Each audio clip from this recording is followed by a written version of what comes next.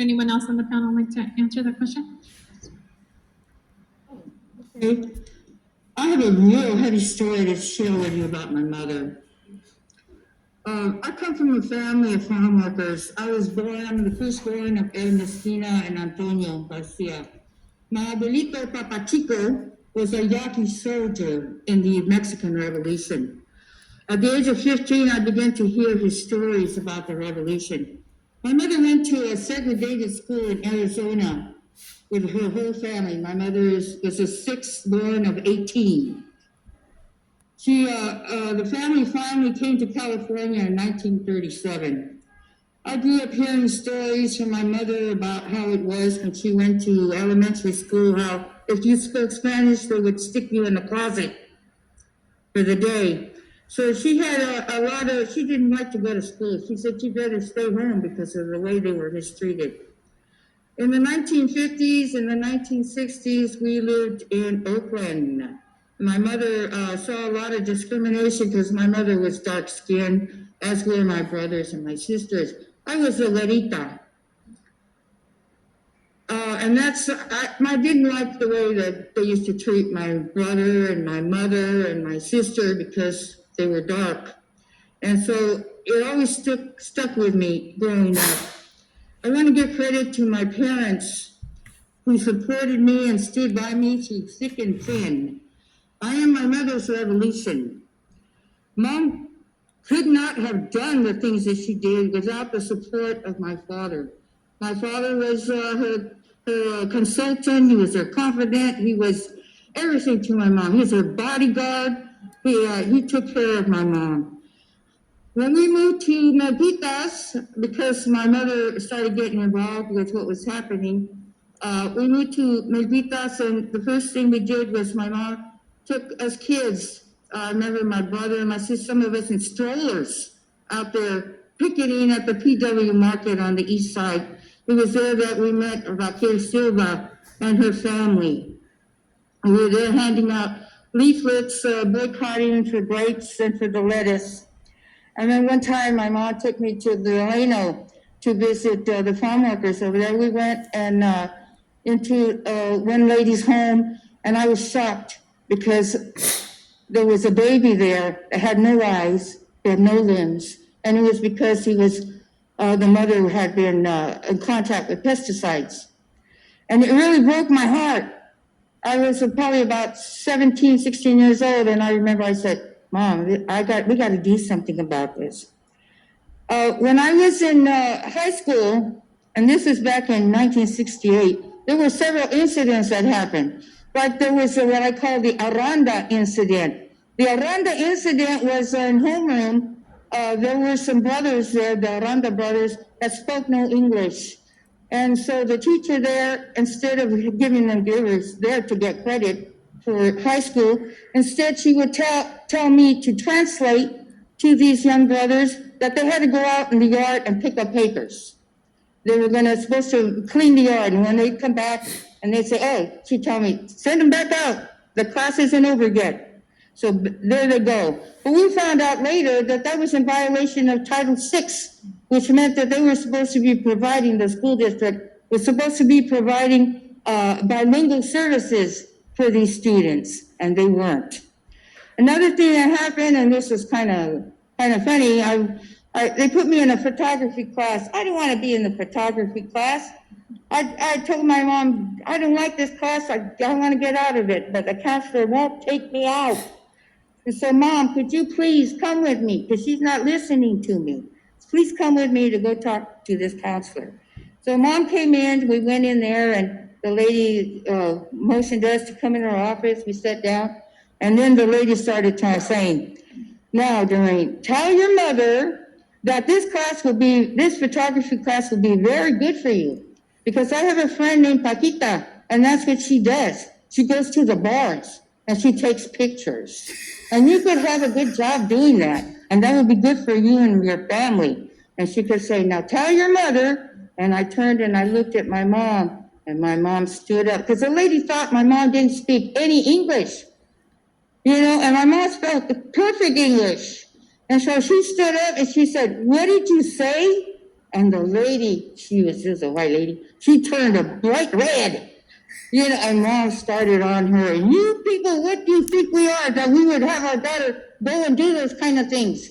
You know, that's when we found out, we looked into, found out that they had this tracking system where they would put those of us who are brown or black in the low classes. There's no such thing as vocational classes. And that's, they were just wanting to push us through or have us drop out. So anyway, we found out all about that. And it was like, I'll never forget that lady's face when Mom stood up and started telling her where to go about, hey, who do you think we are? Where do you think we are?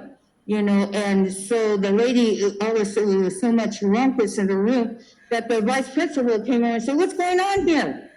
And Mom stood up and she said, yeah, she says, we'll be back. We're going to handle you. She told her, she said, this and this. She really went off on here. I thought she was going to smack the counselor because she was so mad. I stood up, you know, in those days, I didn't cuss. And I stood up and I said, this is a bunch of shit. And so then I thought, oh no, Mom's really going to get me now. She talking like that in public, you know. But when we left, it was cool. When Mom understood that I was angry, and we were both angry. And so we shared that together. Another thing that happened there in school was at junior high. They had a student, you know, they take yearbook pictures, and where there was a student that wasn't there, they put a picture, a caption of a sleeping Mexican. And they said, asleep again, under, and he said, well, we pointed that out to Mom, and yeah, that was it. They came together and we formed, we said, that's time that we have to get a Chicano student union on this campus. So that's what we went about doing. We also had the parents behind us who came out and they formed themselves as the Pro Estudiantil for students. They were there to help back us up. We, at one time, you know, because this was in '69, at one time we were, the Comité, we chartered a bus, we took the students, we went to Garcia Chavez, we took a donation of $100. He thanked us, he wrote us a letter, we were all very proud about that. There were, at that time, I guess you could say, the Milpitas School Board, we had a big old blowout with the school board. There were educators, Chicano teachers, Chicano professors, superintendents that came to support us and to really let the Milpitas board know that we were dissatisfied with what was going on there, that this was not acceptable. So anyway, so that's what happened there. There were walkouts. When the Chicano student union got together, we had 3 walkouts. We walked out against the tracking system. We walked out because of the high rate of expulsions. We walked out because of the rate of the dropouts that were going on, and because of the way that they had us like pendejos over there. So we walked out. And another thing, I guess my parents, I was really lucky because my mom and dad were pretty progressive. And my mom, you know, she allowed for me to join the Teatro Urbano. I joined the Teatro Urbano under the directorship of Daniel Valdez. We would travel up and down the state of California. At one time, we even flew to Denver, Colorado, and stayed with Porky Gonzalez and his wife, Jerry. The Guerrilla Theater would put skits about farm workers, and the growers, about the police and the migra. The teatro also featured música by El Robledo, Ben Cadena, Yolanda Perez, and his sister, and Felipe and his sister Deborah Rodriguez. As the momentum began to pick up, I call it the evolution of revolution, we come across what we call the Fiesta de las Rosas. In 1969, this happened. The Fiesta de las Rosas was a thing put on by the city of San Jose honoring the Spanish conquest. And Chicanos were not pleased because we were taxpayers, and here they were using our taxpayers' money. We had no sidewalks on the east side. They were using taxpayers' monies to have this parade.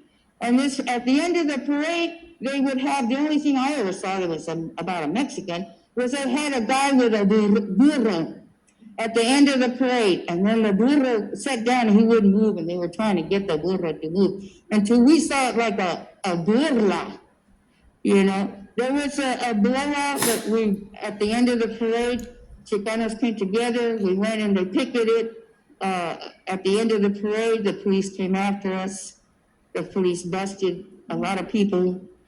And that, after that happened, that was, we all met at what is now the Civic Center, I believe. And it was an empty lot at that time.